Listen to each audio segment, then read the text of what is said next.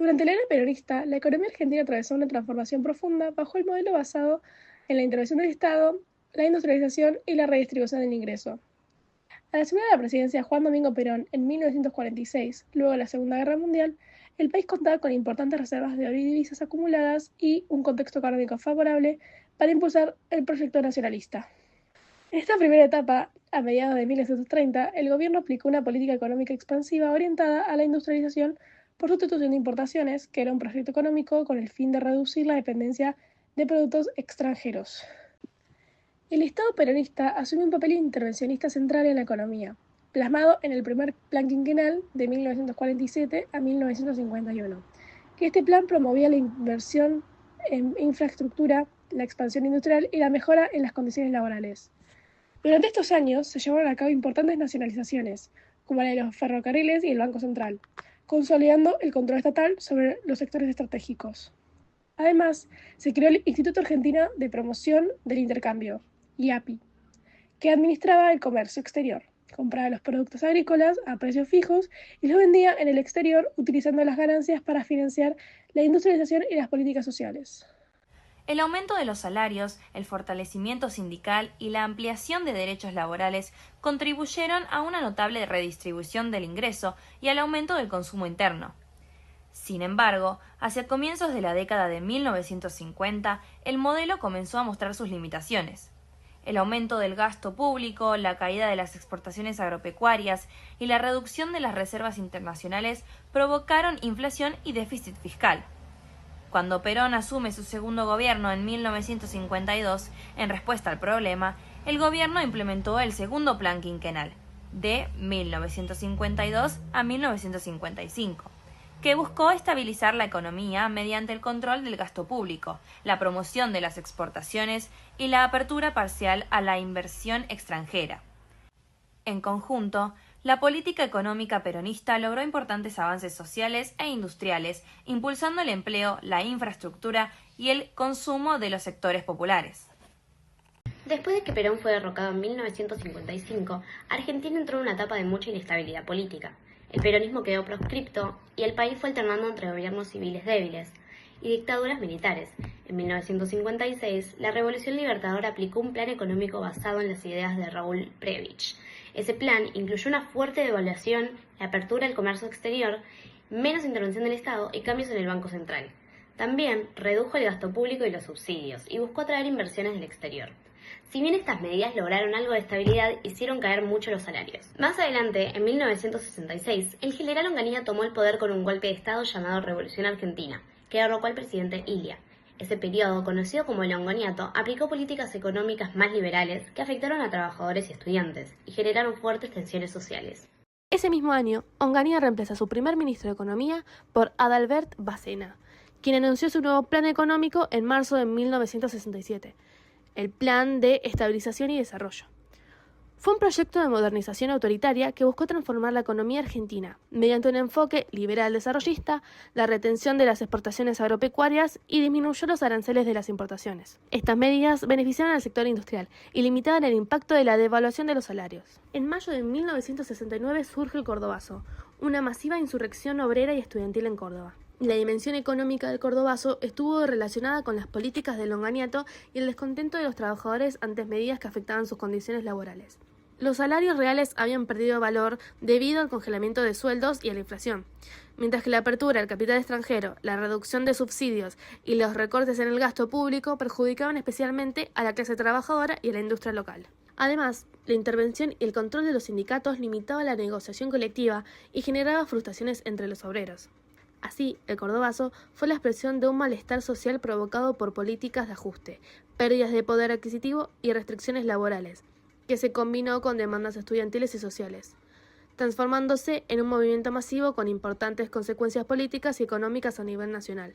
Fue un punto de quiebre, debilitó el régimen militar, mostró el agotamiento del modelo autoritario y abrió un ciclo de movilización social que favoreció la caída de Onganía en 1970.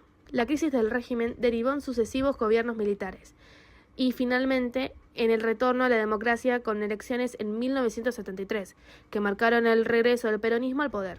El tercer gobierno peronista, encabezado por Juan Domingo Perón entre 1973 y 1974, y luego por Isabel Perón hasta 1976, se desarrolló en un contexto económico complejo, caracterizado por la inflación creciente, el déficit fiscal y la vulnerabilidad externa.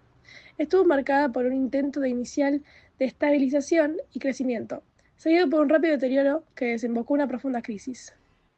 Al inicio del periodo, con Héctor Cámpora, y luego con el regreso de Juan Domingo Perón, el ministro de Economía José Berger impulsó el llamado Pacto Social, un acuerdo entre el Estado, los empresarios y los trabajadores que buscaba frenar la inflación y promover el desarrollo industrial.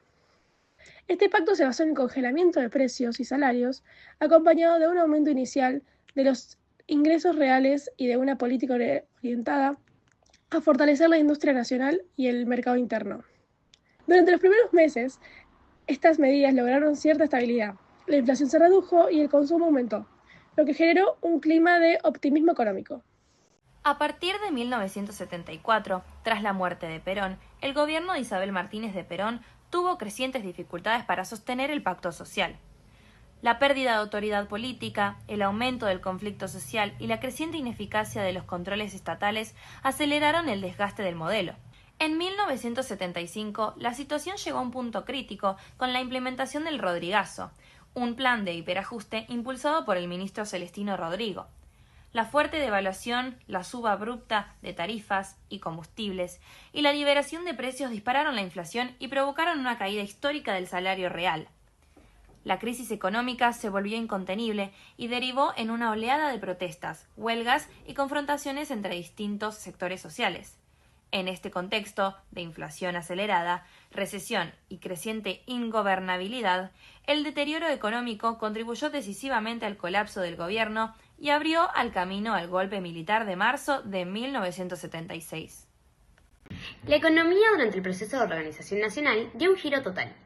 La idea central fue desmontar el modelo industrial que en ese momento todavía existía y reordenar la economía argentina bajo criterios de apertura externa, liberación financiera y un Estado mucho más limitado. Cuando la Junta Militar llegó al poder en 1976, el ministro Martínez de Hoz presentó su programa de recuperación, saneamiento y expansión de la economía argentina. Ese plan buscaba frenar la inflación con políticas monetarias muy restrictivas y atraer capitales, liberando por completo el sistema financiero. Se reguló la banca, se quitaron controles cambiarios y se redujeron los aranceles. Esto dejó a la industria nacional compitiendo con productos del exterior sin tener herramientas para ajustarse. Las consecuencias fueron muy claras. La apertura indiscriminada provocó el cierre de muchísimas empresas, aceleró el proceso de desindustrialización y fortaleció la llegada de capitales especulativos. Así, la valorización financiera pasó a tener mucho más peso que la producción real. Paralelamente, la deuda externa creció de manera explosiva, multiplicándose desde 1976 hasta 1982. Este endeudamiento se debió tanto a la toma de créditos por parte del Estado como a la estatización de deudas privadas en 1982, lo que trasladó compromisos del sector privado al público. La economía se volvió cada vez más dependiente del financiamiento externo, mientras la estructura productiva se debilitaba y aumentaba el desempleo oculto y la precarización laboral. Alfonsinismo. Cuando Raúl Alfonsín asumió la presidencia en 1983, el país se enfrentaba a una inflación muy alta, una deuda externa enorme y un aparato productivo debilitado. En los primeros años, el gobierno buscó estabilizar la situación mediante controles de precios, negociaciones con sindicatos y organismos internacionales, y políticas destinadas a reactivar el mercado interno, aunque con resultados limitados. Este periodo estuvo marcado por el intento de reconstruir la economía profundamente dañada por la dictadura, al mismo tiempo que se consolidaba la transición democrática. En 1985 se lanzó el Plan Austral, una estrategia en la que se introdujo una nueva moneda, el austral. Se congelaron los precios y salarios y se estableció un fuerte programa fiscal y monetario. El plan logró inicialmente contener la inflación y recuperar la confianza, generando un breve periodo de estabilización económica. Sin embargo, la falta de continuidad en el ajuste fiscal, las presiones sociales, la caída de los términos de intercambio y el creciente endeudamiento externo fueron debilitando el programa. Y, en 1987, la inflación volvió a aumentar y el déficit fiscal se hizo cada vez más difícil de controlar. Hacia el final del gobierno, la economía entró en una crisis profunda.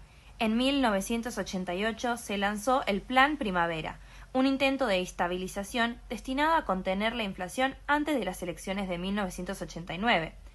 El programa fracasó rápidamente debido a la desconfianza de los mercados, la falta de divisas y las tensiones políticas.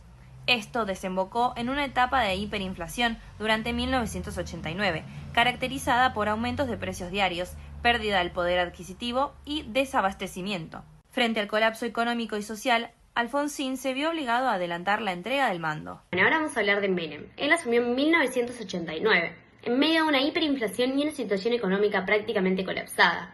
Recién en 1991, con la llegada de Domingo Cavallo al Ministerio de Economía, se puso en marcha la convertibilidad. El plan cambió el signo monetario y fijó el valor del peso en una paridad 1-1 con el dólar, con el objetivo de frenar de manera definitiva la hiperinflación. Al principio, el modelo funcionó. Los precios se estabilizaron muy rápido, llegaron inversiones y se instaló una sensación de modernización y crecimiento durante los primeros años de los 90.